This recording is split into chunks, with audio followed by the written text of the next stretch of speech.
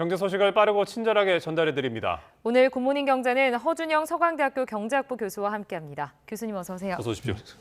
교수님, 오늘은 이제 많은 분들이 쓰고 있는 신용카드 얘기부터 좀 해보겠습니다. 네. 카드 연체율이 2014년 이후 9년 만에 최고치를 기록했다고 합니다. 네. 이 카드 연체율이 의미하는 현재 경제 상황 좀 어떤 건지 좀 짚어주시겠어요? 그러니까 전반적으로 카드 연체율뿐만이 아니고 전반적으로 금융업권에서 지금 나오고 있는 연체율 숫자들이 한 2022년 기준으로 해서 이후부터 계속해서 올라가고 있는 상황이긴 합니다. 이런 연체율에 영향을 미치는 게 여러 가지가 있겠지만 최근 들어서는 뭐 두 가지 정도가 가장 중요한 이유로 보이는데요. 첫째로는 금리가 아주 빠르게 올라가서 고금리가 유지되고 있는 것이 하나이고요. 또 하나는 사실 코로나 이후에 계속해서 경기가 그렇게 좋지 않았던 부분, 이게 또 하나의 이유인 것 같습니다. 한마디로 경기가 좋지 않아서 소득은 좀 약한데 금리는 올라서 사실 이자를 갚아야 되고 원리금을 갚아야 될 부담은 점점 늘어나는 상황. 이 상황 중에서 버티시다가 결국 이제 연체로 가시는 이런 분들이 늘어나는 상황이고요. 실제로 카드사의 연체율은 전반적으로 업권별 연체율을 봤을 때 한 저축은행 다음으로 높은 편입니다. 예. 그래서 연체율 같은 경우가 2023년에는 사상 최고인 1.63%까지 이제 올라가 있는 상황이라고 보시면 될 것 같습니다. 이 카드 연체율과 함께 지금 단기 대출 이용액도 지금 소폭 상승한 상황인데, 그러니까 이 현금 서비스를 계속해서 이용하면 금리가 높을 뿐만 아니라 신용에도 계속 영향을 주기 때문에 악순환이 반복되는 거 아닌가요? 네, 맞습니다. 그러니까 결과적으로 제가 방금 전에 말씀드린 대로 이쪽에서 빌려서 또 저쪽 대출을 막고 이렇게 하시는 것들이 결국 이제 이 카드 대출로 일부분 가는 부분이 있는 것 같고요. 카드 대출 같은 경우는 지금 앵커께서도 말씀해 주셨지만 사실 평균 금리가 지금 한 15% 정도 되는 걸로 나와 있습니다. 그리고 그럼에도 불구하고 사실 1월 말 기준으로 카드 대출의 그 잔액이 지금 한 40조 정도 돼서 지난해 말에 비해서 한 5천억 원 가까이 지금 늘어나 있는 상황, 계속해서 늘고 있는 상황이거든요. 그러니까 이자율은 이렇게 높은데 결국은 저축은행 같은 데로 가시던 분들이 최근 들어서 또 저축은행에서 약간 대출을 줄이고 있는 상황이었거든요. 그렇게 봤을 때 결국은 이제 다른 쪽으로 대출을 찾으시다가 또 일부 카드 대출 금리가 높음에도 불구하고 이쪽으로 가시고 계시다라고 볼 수 있을 것 같습니다.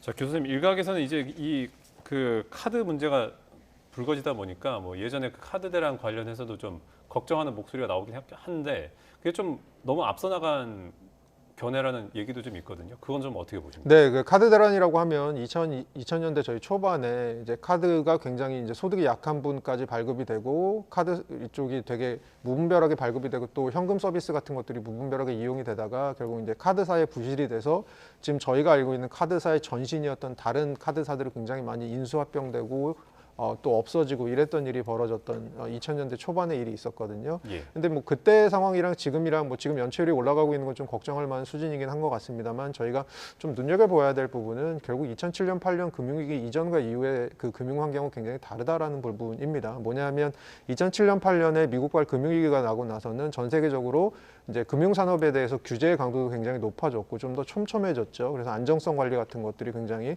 높아진 상황입니다. 지금의 상황을 그때와 같은 규제의 강도로 보기는 힘들 것 같고요. 훨씬 더 높은 정도의 규제가 지금 은행권 혹은 금융권에 지금 제약이 되고 있다 혹은 부과되고 있다라고 생각하시면 될 것 같고요. 그래서 지금 뭐 2000년대 초반에 카드 사태와 같은 일이 벌어질 거라고 생각은 하진 않지만 업권별로 봤을 때 일부 업권, 일부 회사들이 좀 이런 연체율에 좀 부담을 얻을 수 있어서 상대적으로 굉장히 업황이 좀 급격하게 안 좋아질 가능성이 있다 정도의 생각을 하시면 어떨까 싶습니다.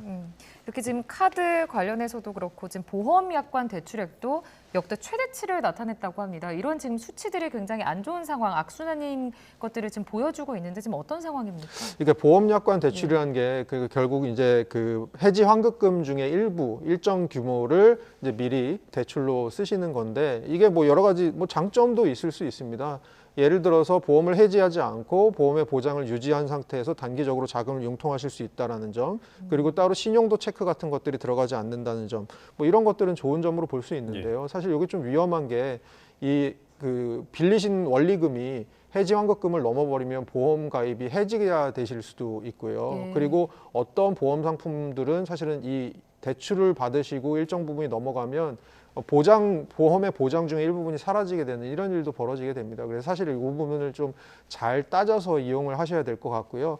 최근에 연구 결과가 하나 나온 게 있는데 이 그 보험 대출을 받으신 분들 중에 한 3분의 1 정도가 다중채무자, 그러니까 금융기관 3개로부터 3개 이상으로부터 대출을 받은 다중채무자라는 얘기가 최근에 이제 연구 결과로 나온 부분이 하나 있는데요.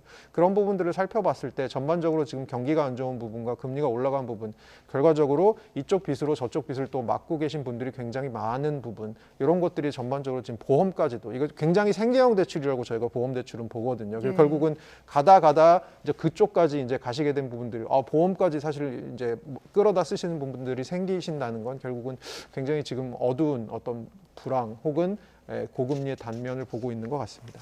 자, 교수님, 그러면 아까 이 상황이 좀 이어지는 배경에 좀 고금리가 좀 있다라고도 좀 지적을 해주셨는데, 이렇게 좀 서민들이 금융위기라든지 아니면은 이제 생계형으로 이렇게 보험을 해지하거나 카드 대출을 막는 이런 게 조금 줄어들려면은 향후 좀 고금리 환경이 좀 금리가 낮아지거나 이런 환경적인 요인이 좀 변화가 있어야 된다고 보십니까? 그러니까 아까 말씀드린 대로 결국 이게 지금 고금리의 부담 그리고 이자 상환 부담 이런 부분들에 대해서 조금 완화가 생기기 위해서는 가장 크게 보면 두 가지 정도의 일이 있어야 될 것 같은데, 하나는 금리가 조금 내려가는 부분이 있어야 될 것 같고요. 또 하나는 경기가 좀 나아져서 소득이 좀 나아지는 부분이 있어야 될 것 같습니다. 그런데 지금 상황을 보면 어쨌든 이제 저희가 금리 얘기를 할 때는 우리나라 금리 얘기할 때 미국을 좀 안 볼 수는 없는 상황이잖아요. 아무래도 미국이 금리를 먼저 내려줘야 되는 상황인데, 지금 미국이 생각보다 인플레이션이 잘 안 떨어지면서 금리 인하에 대한 시작점이 점점 시장의 기대도 뒤로 밀리고 있고, 뭐 이번 주에 FOMC도 내일 모레 있습니다만 어쨌든 간에 조금 금리 인하의 시작점이 늦어질 거라고 지금 보고 있는 상황이거든요. 그게 아마 우리한테도 영향을 좀 줄 거고요. 그다음에 올해 우리 경기가 이제 조금 작년에 1.4% 성장보다 나아질 것이라고는 하지만, 이게 이제 수출 중심의 뭐 반도체 혹은 이런 수출 중심의 성장, 대기업 중심의 성장이기 때문에 사실 그것들이 경기 전체의 훈풍으로 오기까지는 시간이 좀 걸릴 것으로 보입니다. 그럼 올 한 해도 우리 경기는 좀 어려울 것으로 보이는데요. 그렇게 봤을 때는 사실은 이제 녹록치 않은 부분이 분명히 있다라는 거죠. 실제로 그 우리나라 한 신용정보 회사에서 모델을 가지고 한번 분석을 해보니까 이 연체율 같은 거에 피크가 언제일 것 같냐, 그럼 2024년의 상반기 정도가 피크일 것 같고, 그 이후로는 조금씩 내려갈 것 같긴 하다. 그게 어떤 가정에서냐면 올해 우리 경제가 한 2.2% 정도 성장하고 연준이 금리를 올해 한 2번 정도 내린다는 시나리오 하에서 그렇다고 봅니다. 근데 만약에 이 시나리오 하에서 가정했던 것 중에 어느 것들, 우리 경제의 성장세가 약간 생각보다 더 미약하다거나 아니면 미국 연준이 생각보다 좀 늦게 금리 인하를 시작해서 우리도 조금 금리를 좀 늦게 인하를 시작하는 그런 일이 벌어진다고 한다면, 사실 연체율의 상승이나 지금 여러 가지로 이제 대출을 받으신 분들의 어떤 대출로 인한 부담 같은 것들이 조금 올 상반기 이후까지 좀 장기화될 가능성도 분명히 있을 것으로 보입니다. 알겠습니다. 자, 다음 주제로 좀 넘어가 보도록 하겠습니다, 교수님. 뭐 요즘 과일값 상승세가 정말 무섭습니다. 요즘 뭐 금딸기, 금사과, 이 금이 안 붙으면 이상할 정도인데, 그야말로 이 장바구니 물가가 비상인 상황인데 지금 왜 이렇게 오르는 거예요? 그 전반적으로 가장 큰 이유는 지난해에 사실은 개화기에 되게 날씨가 추웠고 그래서 꽃이 잘 안 피었던 부분이 있고, 그리고 뭐 생산을 할 때 굉장히 비도 많이 내렸던 부분, 그리고 탄저병이 발생했던 부분, 이래서 전반적으로 생산량이 굉장히 많이 줄어든 부분이 있습니다. 그래서 뭐 사과 같은 경우는 한 30% 전년 대비 생산량이 줄었고, 배 같은 경우는 한 27% 줄었다고 최근 들어서 농촌경제연구원의 리포트들을 보면 좀 나오고 있는 부분이 있는데요. 뭐 이런 부분들을 봤을 때 전반적으로 생산량이 줄어든 부분, 이런 부분들이 아마 가격 상승의 가장 큰 원인이 아닐까 봅니다. 자, 이게 어쨌든 대체 과일 같은 바나나, 뭐 참외 이런 수입 과일들도 이제 가격이 오르면서 좀 가격값이 계속 오르고 있는데, 이게 좀 언제까지 이어질 거로 보십니까? 네, 수입 과일도 사실 두 가지 요소 때문에 최근에 조금 오르고 있는 건, 첫 번째로는 해외에서 들어올 때 해외 작황도 별로 좋지 않은 부분이 좀 있다고 합니다. 두 번째로는 아무래도 우리나라에서 사과배 같은 것도 너무 비싸다 보니까 옆에 있는 상대적으로 싼 과일, 수입 과일에 눈을 좀 돌리시는데, 우리나라에서 지금 할당 관세 같은 걸 하고 있습니다. 수입 과일에. 그래서 관세를 좀 깎아주는 걸 하고 있는데도 불구하고 가격이 오르는 건 수요 측면에서도 지금 수입 과일이 상대적으로 싸니까 이쪽으로 가시는 부분들이 좀 있는 것 같다라는 거고요. 전반적으로 정부에서는 지금 뭐 여러 가지 보조금, 예를 들어서 유통 단계에서 뭐 도매업자에서 유통업체로 넘어올 때 정부가 좀 보조를 해주는 방안, 혹은 마지막 단계에서 소비자가 구매를 하실 때 정부가 또 보조해주는 방안, 그리고 할당 관세를 계속하는 부분, 수입을 확대하는 부분, 이런 부분이 있긴 합니다만, 전반적으로 이것은 그러니까 큰 효과를 가진다기보다는 우선 아주 높아진 과일 가격을 좀 누그러뜨리는 정도, 그래서 소비자가 조금 부담을 경감하는 정도의 효과를 가질 것으로 보이고요. 얼마 전에 그 농림수산부 장관께서 나와서 하셨던 말씀도 어쨌든 간에 사과 가격 같은 경우는 올 7월에 가장 처음 나오는 올해 첫 햇사과가 이제 나온다고 합니다. 뭐 그렇게 해서 본격적으로 올해 출하가, 이 과일 출하가 될 때까지는 당분간은 조금 높은 과일 가격, 특히 사과나 배 같은 가격이 높아진 부분들은 좀 지속될 것으로 보여집니다. 그럼 교수님, 이 대통령이 그 최근에 납품 단가나 이런 뭐 할인 지원 시행 등을 이렇게 약속을 했잖아요. 이런 것들이 농산물 가격 안정에는 좀 영향을 덜 줄 거라고 보십니까? 어떻게 생각하십니까? 그러니까 전반적으로 이것이 농산물 가격을 우리가 사과가 이제는 부담 없이 사 먹을 수 있을 정도다라고 가격이 내려가는 데는 사실은 뭐 큰 거기까지 효과가 있을 것 같지는 않고요. 예. 그게 제가 방금 전에 말씀드린 대로 어쨌든 간에 올해 사과, 올해의 배가 다시 정상적으로 출시가 됐을 때 좀 이것이 누그러질 것으로 보이고 지금 정부에서 하는 정책 같은 경우는 소비자들이 아주 비싼 것에서 조금 덜 비싼 것으로 약간 부담을 누그러뜨려 주는 정도의 역할을 하지 않을까. 뭐 사실 이것도 중요한 역할을 할 수도 있다고 봅니다만 어쨌든 간에 큰 대세에 지장을 주기에는 조금 규모 자체도 그렇고 뭐 그렇게 커 보이지는 않습니다. 예. 알겠습니다. 그 다음 주제로 좀 넘어가 보겠습니다. 미국 얘기를 좀 해볼 텐데요. 그 AI 대장주죠. 엔비디아가 이제 오늘 처음으로 이제 기술 컨퍼런스 GTC라는 걸 개최를 했다고 합니다. 이제 조금 전에 그 CEO인 젠슨 황이 기조연설을 했었는데 혹시 이 자리에서 좀 주요한 얘기가 나왔습니까, 교수님? 가장 큰 거는 지금 현재 이제 최고 성능의 그 엔비디아에서 생산하는 칩이 있는데 뭐 H100이라는 칩이 있는데요. 요것을 한 성능을 한 2배 정도 끌어올린 칩을 이제 개발해서 나올 것이다. 그래서 차세대 인공지능 칩에 대한 얘기를 한 부분. 요거 이제 인공지능 칩과 요것과 관련된 생태계 전반을 블랙웰이라고 부르거든요. 그래서 이 블랙웰에 대한 얘기를 한 게 아마 가장 큰 부분이고요. 저희가 좀 이따 말씀드리겠지만 실제로 그래서인지 오늘 전반적으로 시장의 기대감이 굉장히 컸고 그래서 그 기술주 중심의 나스닥이 굉장히 많이 올라간 부분이 있거든요. 전반적으로 지금 AI 쪽에서 사실 이 그 GTC라고 하는 게 엔비디아에서 하는 일종의 컨퍼런스인데 이게 이제 그 대면으로 열린 것은 5년 만이고 작년에 비해서 뭐 참가자도 한 2배 정도 늘고 최근에 AI 중심의 굉장히 뜨거운 시장의 반응을 보여주고 있는 부분 같습니다. 지금 이 자리에 삼성전자랑 SK 하이닉스도 이번 컨퍼런스에 참석을 하잖아요. 좀 어떤 변화가 있을 걸로 보세요? 잠깐 제가 디테일하고 좀 말씀을 드리면 예. 그 지금 엔비디아에서 생산하는 거는 저희가 보통 빅데이터나 뭐 인공지능이라고 하면 두 가지 단계라고 생각을 단순화시키면 하실 수 있는데요. 하나는 데이터가 필요합니다. 저희가 막 생성해냈던 데이터들, 유저들의 데이터들이 필요하고요. 그 데이터를 처리하는 능력이 필요하죠.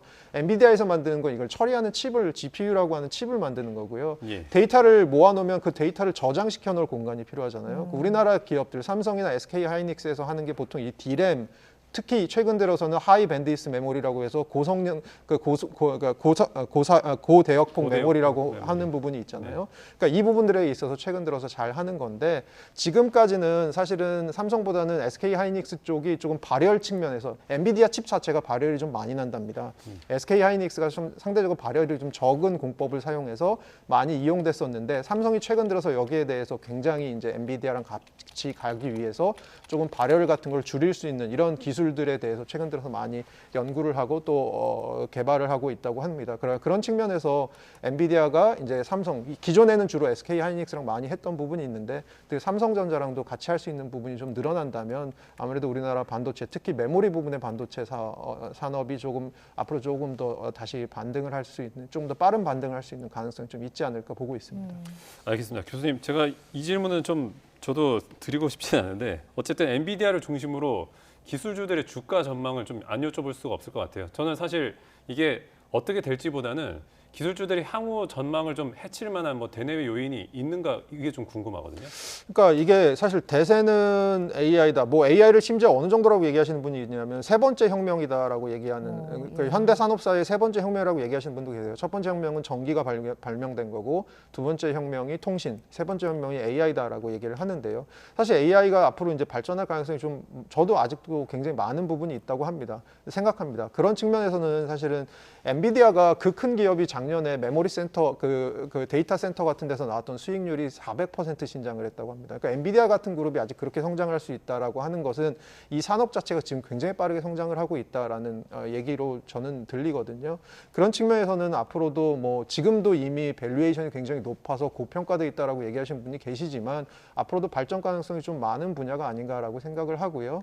하지만 뭐 이것들에 대해서 좀 버블을 경고하시는 목소리도 있기는 합니다. 뭐 그럼에도 불구하고 방향성 자체는 저는 AI 쪽에 앞으로 향후에도 발전 가능성이 좀 남아있지 않나라고 보는 편입니다. 네, 알겠습니다. 자, 끝으로 뉴욕 증시 상황도 좀 살펴보겠습니다. 3대 지수가 모두 상승 마감했거든요. 계속 지금 오름세를 이어가는 추세인데 네. 어떻게 보셨습니까? 네, 뉴욕 증시 3대 지수 계속 네. 올라갔고요. 그리고 뭐 오늘 당장 이제 내일 장이 열리면 또 모레 있을 FOMC 결과를 기다리면서 약간 이제 횡보를 할 가능성이 있지만 당장 오늘은 아까 말씀드린 대로 기술주 중심의 나스닥, 특히 최근에 그 애플이 자기들이 생산하는 그 핸드폰에다가 구글에서 개발한 챗봇을 이식한다라는 얘기들이 지금 협상이 진행되고 있거든요. 그런 네. 것 때문에 애플과 구글의 주가, 특히 구글의 모회사인 알파벳의 주가가 굉장히 오늘 뭐 4% 넘게 올랐었는데요. 오늘은 이제 기술주 중심의 나스닥, 특히 인상적이었던 하루였던 것 같습니다. 알겠습니다. 오늘 굿모닝 경제는 여기까지 듣겠습니다. 지금까지 허준영 서강대학교 경제학부 교수 모시고 이야기 나눠봤습니다. 교수님 고맙습니다. 고맙습니다.